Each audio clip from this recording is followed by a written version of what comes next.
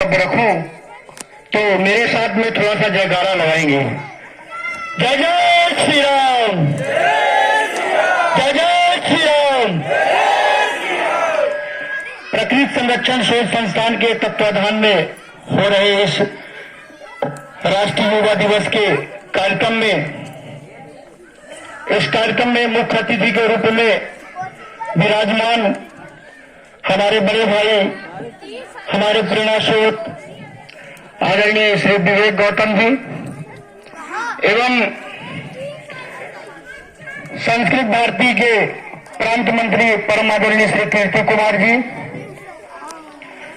एवं विश्व हिंदू परिषद के जिला सह मंत्री के दायित्व का निर्वहन कर रहे परम आदरणीय श्री ब्रिजेंद्र मिश्रा जी,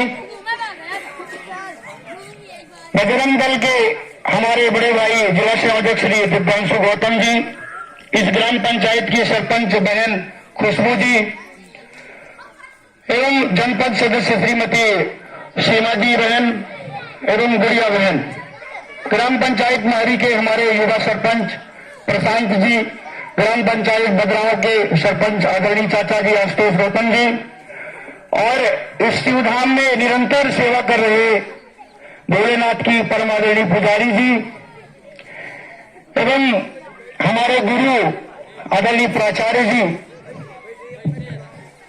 हालांकि मैं आप सबके आगे बहुत मध्य हूं, कुछ बोलना मुझे शोभा नहीं देता, छोटी मुझे बड़ी बात हो जाएगी, पर इस प्रकृति संरक्षण शोध संस्थान के इस बैनर तले मुझे बोलने का अवसर मिला है।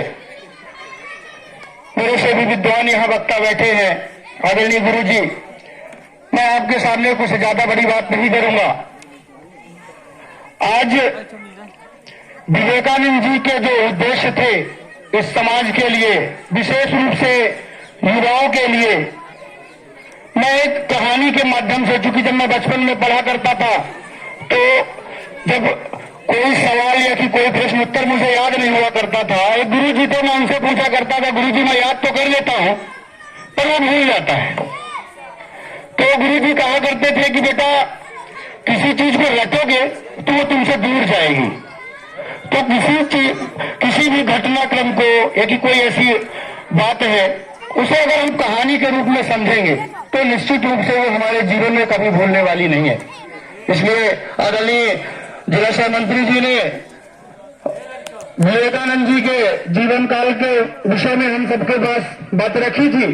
मैं उस विषय को पुनरावृत्त नहीं करूंगा, समय का अभाव है, इसलिए मैं सीधे सीधे एक कहानी के माध्यम से अपनी बात आप सब तक रखता हूं। जापान के एक राज्य में, छोटे से राज्य में, बगल के बड़े शासक के द्वारा एक हमला करने की योजना बनाई जा रही थी। उस राज्य के सेनापति को जब अपने प्रतिद्वंदी जो आक्रमण करने वाले थे उनके विषय की जानकारी हुई तो वो भागे भागे अपने राजा जी के पास पहुंचे। अरे महाराज, बहुत ही संकट की घड़ी आई है हमारे राज्य में, बगल के राजा भारी संख्या के साथ में हमारे इस राज्य में आक्रमण करने वाले हैं और निश्चित रूप से जिस ताकत के साथ, जिस शक्ति प्रदर्शन के साथ वो हमारे इस राज्य में आक्रमण करने का योजना बनाए हैं, प्लान किए हैं, इस हिसाब से देखा जाए तो हम तुच्छ मात्र हैं, कुछ नहीं कर सकते हैं, हमको हथियार डाल देना चाहिए। राजा बोले, अगर सेनापति जी आप अगर ऐसी बात करते हैं तो मैं किससे अपेक्षा करूं कि आप मेरे राज्य की रक्षा कौन करेगा? बोले नहीं महाराज, मैं बगल के प्रतिद्वंदी राजा की पूरी शक्ति को जानता हूं, मैं कुछ नहीं कर सकता, मेरे बस की बात नहीं है। राजा घबराए अपने राज्य के एक पुजारी जी के पास पहुंचे। जिस तरह ये भोलेनाथ का मंदिर है उसी तरह उनके राज्य में स्थित एक मंदिर में पहुंचे।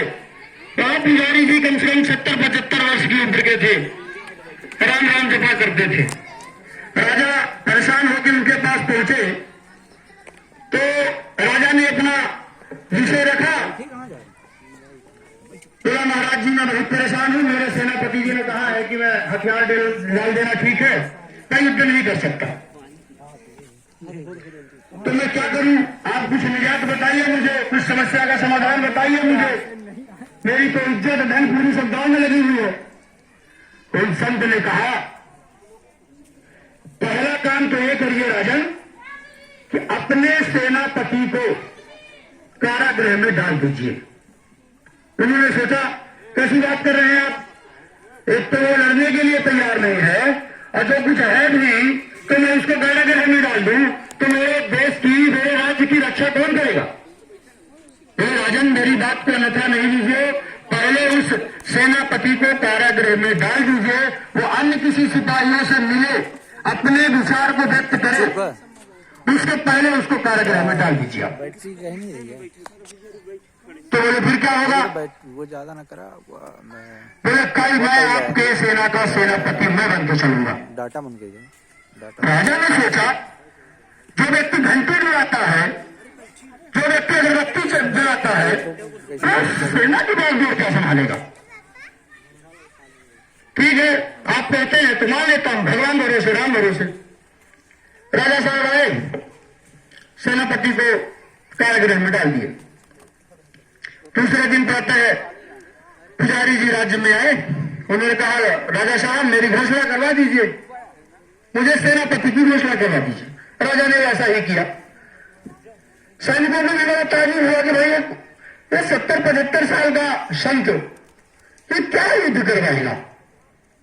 दिमाग खराब है क्या राजा की? फिर भी कोई बात नहीं, सेना तैयार हुई, युद्ध के लिए प्रस्थान किए। युद्ध से मतलब युद्ध क्षेत्र तक जाते वक्त रास्ते में एक मंदिर पड़ा। उन पुजारी जी ने कहा सैनिकों से कि हमारी स्थिति बहुत ठीक नहीं है, मेरा मन कहता है, कभी कहता है कि जीत जाऊंगा, कभी कहता है कि हार जाऊंगा, समझ नहीं आ रहा क्या करूं। चलो ऐसा करते हैं कि इस मंदिर में भगवान के सामने थोड़ा सा माथा टेक लेते हैं, अनुमति ले लेते हैं, देखते हैं हमारी इच्छा क्या कहती है। सैनिकों ने कहा ठीक है गुरुदेव। महाराज जी गए, मंदिर में गए तो भगवान से प्रार्थना की, प्रभु कह तो दिया हूं, क्या होगा न जाने, सब कुछ आपके भरोसे है।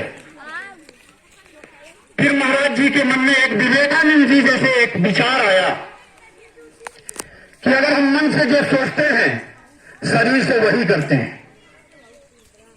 हम जब सोचते हैं तो परमात्मा भी हमें उसी दिशा में मदद करना शुरू करता है, ये पृथ्वी भी उसी दिशा में मदद करना शुरू करती है। संत ने एक सिक्का निकाला, सिपाहियों से कहा कि इस सिक्के को मैं उछालता हूं, अगर सीधा आएगा तो मैं युद्ध जीत जाऊंगा, अगर ये उल्टा होगा तो मैं युद्ध हार जाऊंगा। बड़ा धर्म संकट, सब घबराए हुए थे, हे राम क्या होगा। संत जी ने सिक्का उछाला, सिक्का सीधा गिरा। सब लोगों के मन में बड़ा विश्वास आया कि निश्चित रूप से हम युद्ध जीत जाएंगे। चले, अब हजारों की संख्या में प्रतिद्वंदी राजा के पास में सिपाही, शस्त्र वस्त्र सब बिल्कुल मजबूत शक्तियों के साथ प्रस्तुत हुए। कुछ 100 की संख्या में इस राज्य के भी सिपाही थे। उन लोगों ने